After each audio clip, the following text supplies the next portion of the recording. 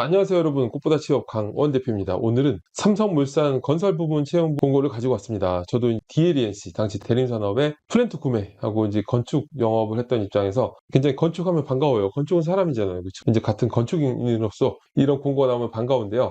삼성물산은 좀 독특하죠. 제가 다녔던 곳은 플랜트 사업본부도 같이 있는데, 이제 삼성 쪽은 엔지니어링이 또 이제 특화된 부분이 있기 때문에 좀 다른 구조가 있죠. 삼성은 레미안, 사실 저는 아파트 브랜드는 DL을 다닐 때도 레미안이 최고다 생각을 했던 입장에서 저도 레미안 살고 싶어요. 자, 일단 그런데 2024년이 정말 취업이 힘든 시즌이었어요. 올해는 더 힘들지 않을까라는 생각을 하고 있습니다. 그래서 이런 시기일수록 여러분들이 꼭 건설 넣으셔야 되죠. 더 치열하게 넣어야 돼요. 그리고 이제 건설 쪽이 정말 많이 힘들죠. 여기 문과 친구들도 넣는 직무들이 있겠지만 건축 토목 이쪽이 정말 취업이 어려워요. 건설사도 건축 토목 직무를 원래 많이 뽑지 않았어요. 저 때도 많이 안 뽑았고 참 어려운 부분이 있으니까, 게다가 시기도 어렵고 PF도 박살나고 있기 때문에 힘을 내셔서 더 많이 넣으셔야 될 것 같고요. 상담에 오시면 직무 설정, 방향성 설정, 내 스펙으로 대체 어느 정도 할 수 있는지, 내 자소서 상태 지금 얼마나 형편없는지 제가 쓴 자소서 보여드리면서 와, 이게 자소서구나 알려드릴 테니까 상담 오시면 좋을 것 같고요. 여러분들의 구독과 좋아요가 저한테 큰 힘이 되니까 구독, 좋아요 꼭 부탁드릴게요. 대체 어떤 곳인가? 삼성그룹이 건설 사업을 시작한 거는 1977년이에요. 상당히 이제 오래되었는데, 울산이 패션, 상사, 건설, 리조트로 나눠져 있는데 그중에서 건설의 비중이 상당히 크다고 생각하시면 되고요. 이번에 어떤 직무를 뽑을까요? 원래 이제 건축 쪽이 건축, 토목, 에너지 플랜트, 그리고 경영지원 이런 식으로 나눠져 있잖아요. 이제 그 사이에 주택 이렇게 따로 빼놓긴 했지만 큰 틀은 원래 건축, 토목, 이제 플랜트, 경영지원 이렇게 보시면 되기 때문에 그렇게 나눠져 있다라고 생각하시면 되고, 자 여러분, 자소서 항목은 일단 공통이 세 가지예요. 계열사마다 4번이 추가된 경우가 있거든요. 뭐 그렇게 보시면 되는데, 일단 공통 항목부터 보면은 전 계열사가 모든 시기에 다 똑같아요. 4번이 있냐 없냐는 계열사마다 조금씩 다르고, 첫 번째는 삼성을 지원한 이유와 입사 후 회사에서 이루고 싶은 꿈을 기술하는 항목입니다. 이제 삼성 여러분들이 지원한 계열사를 지원한 이유와, 이건 지원 동기죠. 그리고 이제 입사 후 포부를 작성하는 건데, 그런데 지원 동기는 원래는 기업 지원 동기하고 직무 지원 동기로 나뉘어요. 이런 경우에는 직무 지원 동기는 날려버리고 기업 지원 동기랑 입사 후 포부만 작성하시면 되죠. 왜냐하면 직무 지원 동기는 사실은 입사 후 포부에 연결이 돼 있어요. 그래서 겹치는 부분이 있다. 왜냐하면 입사 포부가 직무 커리어 플랜이거든요. 내가 이런 직무 커리어 플랜이 있기 때문에 이런 직무에 지원하는 동기가 있는 거잖아요. 겹치는 부분이 있기 때문에 기업 지원 동기 한 3문장 정도 하고 입사 후 포부 이렇게 작성하시면 정말 좋은데, 기업 지원 동기는 지원자로서 프라이드를 가질 만한 부분을 진정성 있게 나타내면 돼요. 이거를 비롱무실하게 협력을 중시하고 뭐 이제 상생을 하는 기업 이렇게 적으면 안 되죠. ESG 이런 것도 안 좋아요. 왜냐면은 그러면 ESG 때문에 가고 싶다고 하는 거면은 뭐 이런 식의 형태면은 ESG 하는 기업 다 가고 싶은 거잖아요. 여기 안 가도 되잖아요. 그렇죠? 예를 들어서 나는 빨간 옷을 입은 여자가 좋아라고 이제 어떤 여자한테 고백을 해. 그러면 어때요? 그럼 그 여자가 좋아하겠어요? 나는 ESG 하는 회사 가고 싶어요. 그럼 그 회사 좋아하겠어요? 여러분들이 지원한 회사만의 어떤 프라이드를 가져가는 부분을 작성하시면 되는데, 지원 동기 작성에 대한 명확한 방법은 제가 위에 영상 링크 드리니까 꼭 보시면 좋을 것 같고요.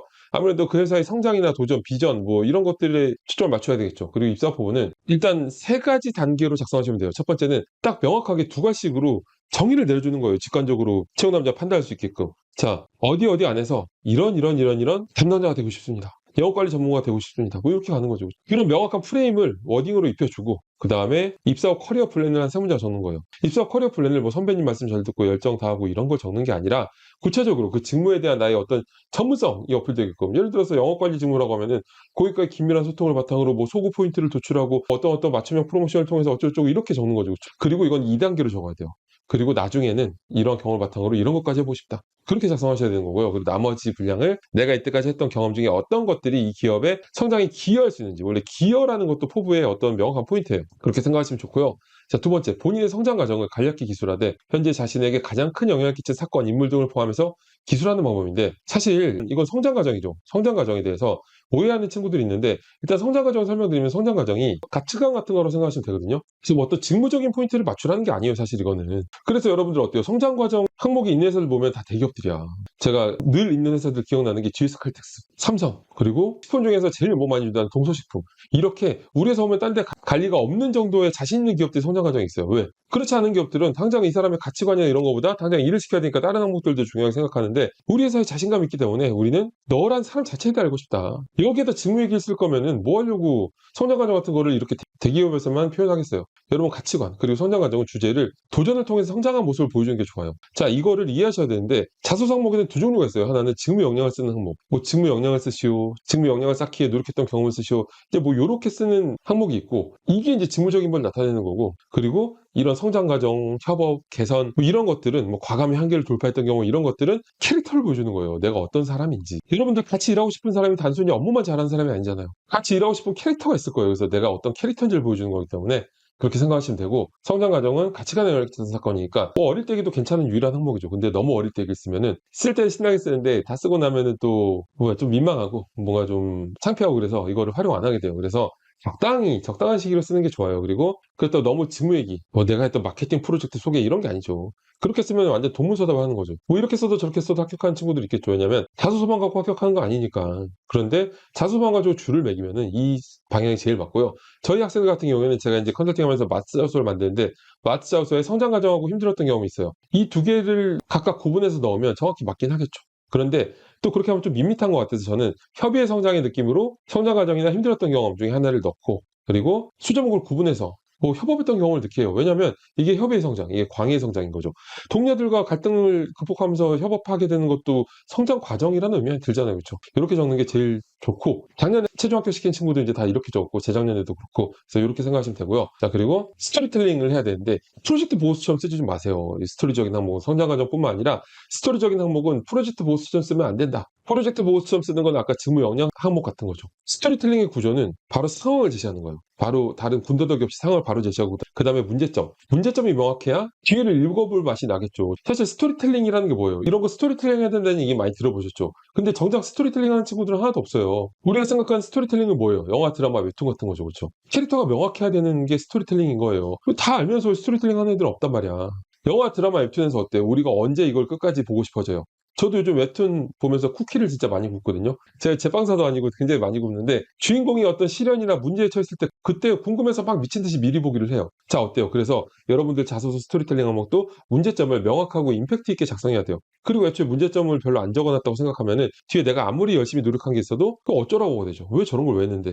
섀도우 복싱이 되기 때문에 문제점을 정말 임팩트 있게 적는 게 제일 중요하고요. 그리고 나머지 절반 정도의 분량을 문제를 해결하기 위해서 노력했던 경험. 이 과정은 정말 구체적으로 적어야 돼요. 막 상황만, 문제점만 열심히 제시해 놓고서 그냥 한 줄로 이렇게 해서 뭘 제안해서 해결했다. 이러면은 읽어볼 이유가 뭐 있어요? 채용 남자는 상황을 보려고 하는 게 아니라 대체 뭘 했는지를 보려고 하는 거잖아요. 뭘 했는지는 용두삼이야. 그러면 안 되겠죠. 읽어볼 포인트가 없다. 그리고 최대한 구체적으로 적어야 돼요. 그래야 똑똑하게 보여요. 자소서라는 게 직관적으로 봤을 때 똑똑하게 보이는 게 정말 중요하거든요. 그 뒤에 내용을 보는 거예요. 자, 극단적인 예로 여러분들이 만약에 자소서 해결 과정에다가 더욱 열심히 노력했고 포기하지 않겠다는 생각과 책임감을 가지고 어쩌고저쩌고 이렇게 두루뭉실한 얘기만 적었다고 생각해봐요. 그래서 한 게 뭔데? 봐야 될 이유가 없죠. 그럼 똑똑한 사람으로 안 보이는 거예요. 그렇기 때문에 구체적으로 적는 게 중요하다. 자, 이 경험 항목에 대해서 완벽하게 이해하고 싶으신 분들은 제가 위에 영상 드리니까 꼭 보시면 좋을 것 같고요. 자, 3번 공통 항목의 마지막. 최근 사회 이슈 중 중요하다고 생각하는 한 가지.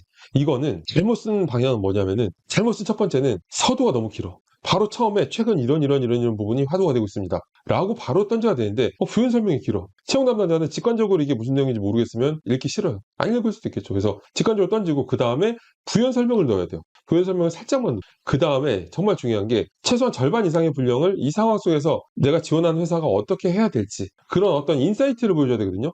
근데 그 상황에 대한 어떤 현상 분석만 마치 기사 긁고 오듯이 갖고 와. 그러면 뽑아줘야 될 이유가 없죠. 여러분들의 인사이트를 보고 싶은 거지 어떤 이슈에 대한 설명을 그런 걸 보고 싶은 게 아니겠죠. 당연하겠죠. 그렇기 때문에 절반 이상의 분량을 여러분들의 인사이트를, 대체 이 상황에서 어떻게 대응해야 되는지 이런 구조로 쓰시면은 주제 선정만 잘 하시면 나머지는 레포트 쓰듯이 잘 적을 수 있을 것 같고요. 마지막 항목 4번 항목이 있는데, 여기는 본인의 경험 중 다양한 구성원 간의 갈등 상황을 해결하고 팀워크를 발휘했던 경우. 이것도 스토리텔링 항목이죠. 보통은 3정 4번이 계속 직무 전문성을 어필하는 항목을 많이 줬어요. 왜냐하면 성장 과정에서 캐릭터를 많이 보여줬기 때문에. 근데 삼성물산건설은 4번 항목에서도 스토리텔링 항목을 줬습니다. 여기서는 중요한 게 커뮤니케이션 능력을 어필해야 되는데 꼭 이런 항목에서 학생들이 자꾸 아이디어를 내서 해결한 걸로 끝내버려. 굳이 갈등 상황, 팀워크 이런 얘기를 왜 했겠어요? 아이디어를 내서 해결한 거면 사실은 불완전한 글이죠. 그렇죠? 분명히 해결 과정에서 커뮤니케이션을 발휘했던 부분이 있어야 된다. 자, 여러분은 삼성물산 건설 채용 공고를 같이 봤는데 건설 쪽이 특히 어려운 시즌이지만 여러분들이 삼성물산 건설에서 꼭 좋은 기회를 얻었으면 좋겠습니다. 저는 이걸로 마치겠습니다. 감사합니다.